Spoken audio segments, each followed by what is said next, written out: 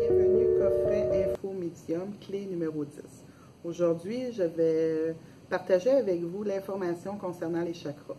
On va commencer par dire qu'est-ce que veut dire chakra. Chakra veut dire roue. Fait que c'est des vortex, c'est des roues qui tournent constamment, puis qui est totalement relié à des plans de conscience, aux 7 plans de conscience. On a combien de chakras? On en a 21 et même plus, mais il y en a 7 de vraiment connus. Et c'est de ceux-là que je vais vous parler. Mais avant de vous parler de ceux-là, je vais vous dire que les chakras, ce sont des visions, on ne peut pas les voir par l'œil nu, les chakras. Il faut aller soit avec le 3e œil ou soit des visions à l'intérieur de nous pour les voir. Puis, ce que ça nous dévoile, ces chakras-là, c'est au niveau psychique, au niveau du corps, puis au niveau des vies antérieures. Fait que les chakras, c'est très important. Par les chakras, il y a des guérisons qui se font, il y a des élévations qui se font, il y a des ouvertures qui se font, il y a des réunions entre la loi cosmique et la loi tellurique. Alors, c'est vraiment les chakras très importants, puis dans la médiumnité aussi, parce que par là, on peut apprendre en méditant à les balancer. En méditant, on peut bien les enligner puis les ouvrir confortablement pour qu'on puisse nous-mêmes évoluer dans notre médiumnité. Alors, on va commencer par dire qu'il y en a 7, puis ça commence toujours par le chakra de la base, puis ça monte jusqu'à la couronne. Fait que le premier chakra, c'est le chakra de la base, comme je vous l'ai dit. Sa couleur, c'est le rouge. Puis ce chakra-là, il représente la dualité de se dépasser. Si ce chakra-là, il est fermé, bien, notre dualité de se dépasser va être pas mal fermée. Puis si ce chakra-là est ouvert, bien, on va être une guerrière, on va vouloir se dépasser, on va vouloir... Fait que c'est quelque chose d'assez important. C'est sûr que ça relie aussi d'autres aspects, mais on va parler des petits aspects pour commencer. C'est pas un cours que je vous donne, c'est de l'info. Alors, pour le second chakra, on appelle le chakra... c'est comme le chakra du siège, on appelle ça comme ça. Sa couleur, c'est l'orange. Puis il est situé au milieu du ventre, 3 doigts en dessous de votre nombril. C'est entre là qui est situé. Elle représente l'énergie émotionnelle, le centre du désir. Mais le désir aussi peut être représenté par le centre de l'artiste. Quelqu'un qui est très artistique, bien, ce chakra-là peut être très, très ouvert. Ensuite, on a le 3e chakra, qui est le chakra du plexus solaire, que tout le monde appelle le plexus solaire. Il est jaune.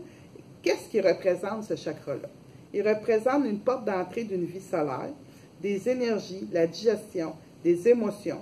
Vous savez, quand on dit on se fait rentrer dedans, bien, on se fait rentrer dans notre plexus solaire. Donc, si on se fait constamment entrer dedans, puis on ne se protège pas, bien, c'est notre plexus solaire, c'est ce chakra-là qui va devenir à un moment donné dysfonctionnel, puis il va falloir réparer. Alors, faites attention, respectez-vous, c'est bien important. Ensuite, on a le chakra du cœur, qui est le 4e chakra. Sa couleur, c'est le vert. Puis ce chakra-là, il se localise au milieu de la poitrine, au niveau du sternum à peu près. Je vous dirais ça à peu près comme ça. Puis ça représente quoi? L'amour, la conscience, puis l'amour du groupe aussi.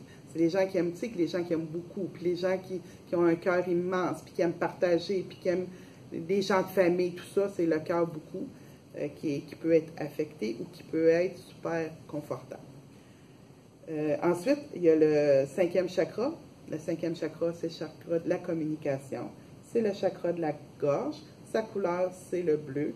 Fait comme on dit, ça constitue le passage pour la vibration de savoir comment communiquer dans notre vie terrestre, puis autant communiquer de l'autre côté, autant que dans notre vie terrestre. C'est pour cosmique, tellurique. C'est pour les deux côtés aussi. Ensuite, on a le 6e chakra. Le 6e chakra, c'est celui qu'on appelle le 3e œil. C'est au milieu du front, il est couleur un bleu indigo. Il ne faut pas oublier que c'est comme un bleu indigo. Fait que ça représente le 3e œil.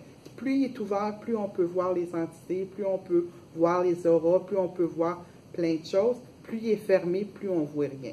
Fait qu'il faut apprendre à le développer en méditant sur ce chakra-là. C'est une façon aussi d'ouvrir ce chakra-là. Pour terminer, on a le 7e chakra, chakra de la couronne. C'est un chakra d'une couleur qui est violet. C'est le chakra, c'est le point où afflue l'énergie cosmique. C'est de là rendre les informations. C'est de là qu'on peut faire une canalisation. On ne fait pas une canalisation du plexus.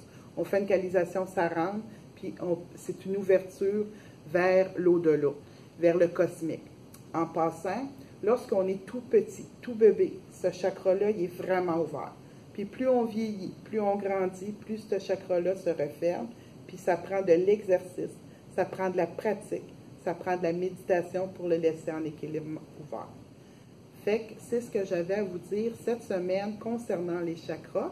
Alors, on se donne rendez-vous la semaine prochaine pour la clé numéro 11, à mercredi.